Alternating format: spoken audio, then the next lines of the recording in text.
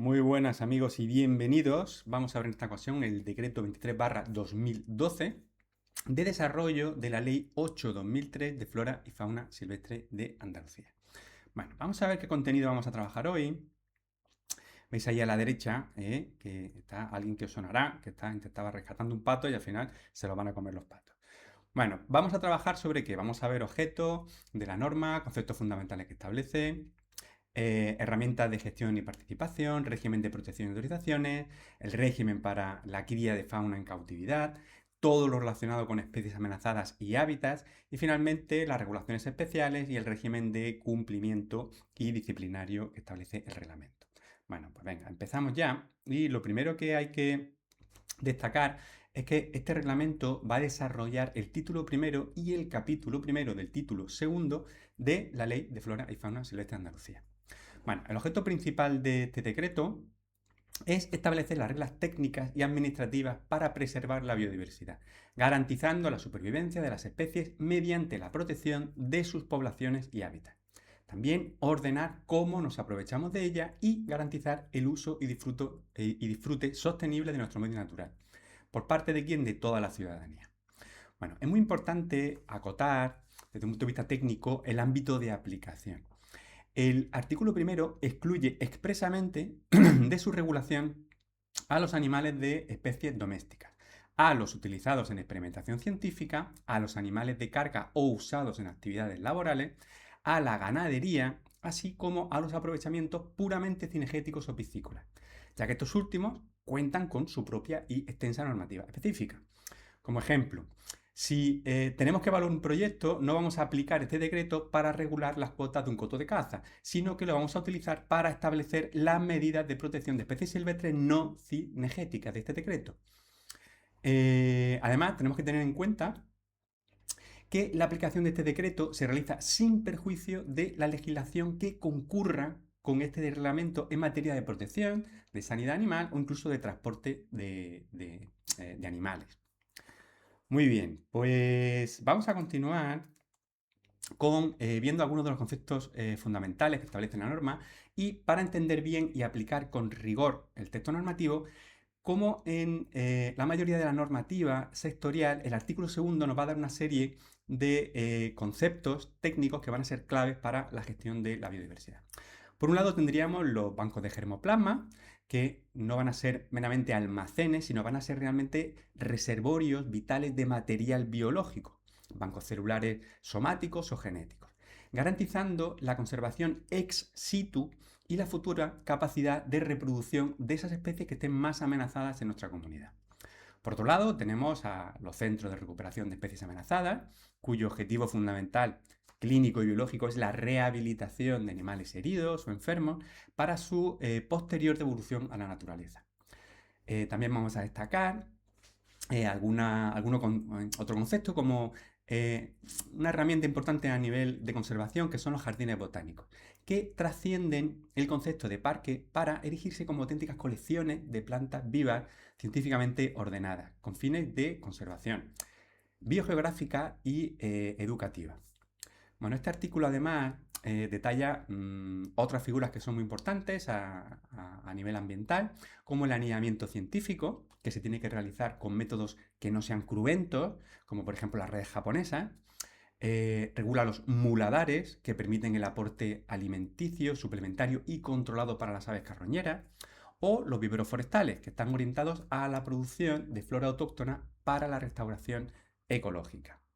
Bueno, vamos a hablar ahora sobre seguimiento y participación ciudadana. Y para poder llevar una gestión eficaz, esto exige tener información actualizada y que sea rigurosa. Por ello, este artículo, el artículo tercero, impone a la Administración la obligación de asumir el seguimiento continuado de las poblaciones y de los hábitats.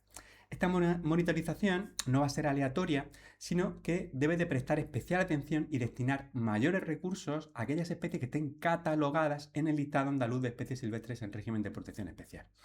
Y muy especialmente a las del catálogo andaluz de especies amenazadas, así como a aquellas que estén sometidas a algún tipo de control o aprovechamiento. Bueno, pero la Administración no va a actuar sola. sino que el decreto va a fomentar de forma muy proactiva la participación ciudadana en el artículo 4. Se va a establecer el mandato legal de crear mecanismos formales para que entidades, asociaciones ecologistas, colectivos y profesionales formen una parte activa de la elaboración de los distintos planes regulados en la norma. Por ejemplo, en la redacción técnica del plan de recuperación de una ave esteparia, por ejemplo, o el lince mismo, la Administración va a invitar formalmente a las asociaciones y a los expertos locales para que aporten su conocimiento científico o su conocimiento de campo, integrando así el conocimiento social y el conocimiento técnico en la norma final. Bueno, vamos a comentar ahora sobre las entidades. Así, siguiendo con esta filosofía de participación, en el artículo 5 el decreto regula y profesionaliza la figura de las entidades colaboradoras. ¿Qué son? Pues son organizaciones que pueden ser públicas o privadas, con o sin ánimo de lucro, que asisten formalmente a la consejería en tareas que son importantes sobre el territorio. Sus funciones pueden abarcar desde la vigilancia, inspección y control de los programas de vigilancia sanitaria y toxicológica, a la conservación directa o la gestión de reservas ecológicas. Para que una organización sea habilitada y se inscriba en el registro autonómico, la norma es muy estricta y va a exigir un alto estándar. La entidad debe tener personalidad jurídica propia, acreditar competencia técnica y experiencias contrastadas y disponer de las instalaciones necesarias y que estén adecuadas, claro. Además, el procedimiento administrativo exige presentar una memoria resumen detallada de sus objetivos y una evaluación de cómo su actividad va a afectar a la fauna y a la flora. Bueno, esta solicitud, a efectos procedimentales, se va a resolver en un plazo máximo de 3 meses mediante resolución de la Dirección General. En este caso operaría el silencio positivo, el silencio administrativo positivo. Si no le responden, se da como autorizada. Bueno, esta colaboración es muy importante, pero se somete también a un riguroso escrutinio, tanto técnico como administrativo. Y si no se cumplen los requisitos, se puede incluso revocar. Bueno, pues vamos a pasar ahora a ver los artículos 6 y 7 que nos van a hablar sobre la custodia del territorio y el fomento. Bueno, pues aquí, empezando con la custodia del territorio, que es una figura que viene amparada también por la Ley del Patrimonio Natural y la Biodiversidad, la ley básica del año 2007, pues se trata de un conjunto de estrategias y técnicas jurídicas que están diseñadas para implicar directamente a los propietarios y a los usuarios de fincas privadas en la conservación de los valores naturales. Bueno, para vertebrar esto, se crea la Red de Custodia del Territorio de Andalucía. La Administración además va a estar facultada para firmar convenios de colaboración con estos propietarios, que muchas veces pues, incluyen cláusulas compensatorias de carácter económico si el titular tiene que asumir nuevas obligaciones o tiene que renunciar a ciertos aprovechamientos tradicionales en pro de la conservación de la biodiversidad. Para respaldar financieramente estas acciones, el decreto prevé un régimen de subvenciones y ayudas prioritarias. A la hora de otorgar estos fondos se valoran muy positivamente aquellas acciones que no solo protegen a las especies amenazadas, sino que aportan beneficios ecosistémicos globales, como por ejemplo la fijación de dióxido de carbono para la mitigación del cambio climático. Acciones para la conservación de nuestros suelos frente a la desertificación o para la protección del régimen hidrológico para la recarga de acuíferos. Bueno, pues vamos a ver ahora, vamos a entrar en materia de educación e información ambiental. Bueno, como bien sabemos que la conservación a largo plazo de los ecosistemas solo es posible y sostenible si va de la mano de formación y de transparencia, el artículo 8 del reglamento promueve el desarrollo de programas educativos destinados a la sensibilización y concienciación social. Fomenta, además, de manera muy directa, que los profesionales del sector primario adopten prácticas agropecuarias, forestales y pesqueras que resulten beneficiosas para la biodiversidad. Además, va a buscar difundir las mejores técnicas disponibles, que ya nos suenan de otros ámbitos sectoriales que ya hemos trabajado. Bueno, pues toda esta inmensa cantidad de inteligencia y datos generados, pues se centraliza a través del Sistema de Información sobre Biodiversidad, que es un nodo integrado en la REDIAM, en la Red de Información Ambiental de Andalucía. Bueno, pues este sistema abarca desde inventario de especies hasta recursos genéticos y conocimientos tradicionales. Va a ser legalmente vinculante destacar que esta información es de acceso público. Esto viene amparado por la Ley 27 de 2006 de información pública.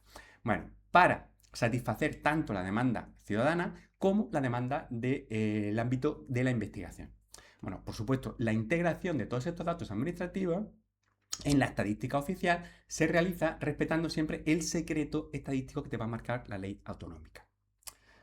Muy bien, pues vamos a ver a continuación políticas sectoriales y vamos a hablar sobre las reservas. Bueno, pues el medio ambiente no se puede tratar de forma aislada y por eso el artículo 10 va a imponer un mandato legal clave, que es la integración transversal de los principios de conservación de la biodiversidad en absolutamente todas las políticas sectoriales. Esto obliga de facto a que los instrumentos de planificación territorial y los planes urbanísticos municipales asuman e incorporen en sus determinaciones los objetivos de protección previstos para especies y para hábitat. Especialmente si estamos hablando de hábitats prioritarios de la Directiva Hábitat, la 92/43. Bueno, pues además el artículo 11 va a fomentar la creación de las reservas ecológicas. ¿Y qué quiere esto decir? Bueno, pues cualquier titular de un terreno o un tercero con permiso del dueño puede solicitar constituir una reserva ecológica, siempre que su finalidad, es decir, su fin principal y prioritario sea la conservación, permitiéndose usos compatibles como la educación o el turismo científico. Para que una delegación territorial lo apruebe, en este caso en el plazo de 3 meses, otra vez con silencio positivo, se va a exigir un plan técnico, ¿vale? Y este plan va a tener que delimitar claramente el estado legal de la finca, un inventario de sus valores naturales y una programación cronológica de las actuaciones de gestión planificadas. Bueno, pues vamos a entrar ya en el régimen de excepciones a este régimen de protección general que establece la norma. Bueno, pues se puede autorizar actuar o capturar o molestar a una especie que esté estrictamente protegida. Bueno, sí se puede, pero la solicitud debe estar profundamente motivada y justificada conforme al artículo 9 de la Ley 8/2003. Bueno, la persona solicitante va a tener la carga de la prueba para demostrar la inexistencia de otra solución técnica satisfactoria y debe garantizar científicamente que la acción no ponga en peligro el mantenimiento en un estado favorable de las poblaciones de esa especie. La autorización que se le otorgue no va a ser un cheque en blanco, va a ser un documento exhaustivo que va a detallar expresamente el objetivo, las especies y el cupo, es decir, cuántos individuos. Va a también detallar los métodos precisos a emplear, que deben ser ejecutados además por personal cualificado, las circunstancias temporales, va a establecer controles estrictos y va a fijar las compensaciones obligatorias en caso de que se produzcan daños irreversibles al hábitat. Bueno, pues todo este proceso administrativo va a permitir que se tramite telemáticamente con firma electrónica, pero te va a exigir de todas maneras un rigor con toda la documentación que tengas que presentar. Bueno, vamos a entrar a ver cuáles son los órganos competentes y el régimen de control. Bueno, pues, ¿quién tiene la potestad para decidir sobre estas autorizaciones excepcionales? ¿Vale? Esta parte es muy importante. El artículo 14 divide claramente las competencias territoriales y materiales. Si la actuación afecta a especies amenazadas, que estén catalogadas, o es un proyecto que abarca el territorio de más de una provincia, la competencia va a recaer en la Dirección General competente en materia de flora y fauna. Ahora bien, si son cuestiones de menor envergadura, que estén limitadas a una sola provincia o a especies que no estén amenazadas, va a resolver la delegación territorial correspondiente. Bueno, a efectos procedimentales, el plazo para resolver es de 2 meses y en este caso vamos a tener, lógicamente, porque se puede generar un daño sobre el medio ambiente, un silencio administrativo desestimatorio, es decir, silencio negativo. Bueno, en cuanto al control regulado en el artículo 15, aquí la administración va a ser más vigilante. Es decir, el titular va a tener que aportar la autorización física o digital en el campo y se le puede exigir una memoria final de resultados. Como medida coercitiva de precaución ante casos de urgencia o incumplimientos evidentes de los condicionados, el órgano competente tiene la potestad de dictar la suspensión cautelar inmediata de la actividad. Como siempre, previa audiencia y pudiendo requisar además sobre la marcha los medios que haya utilizado y las capturas que haya realizado. dando además luego esto pie a un expediente sancionador.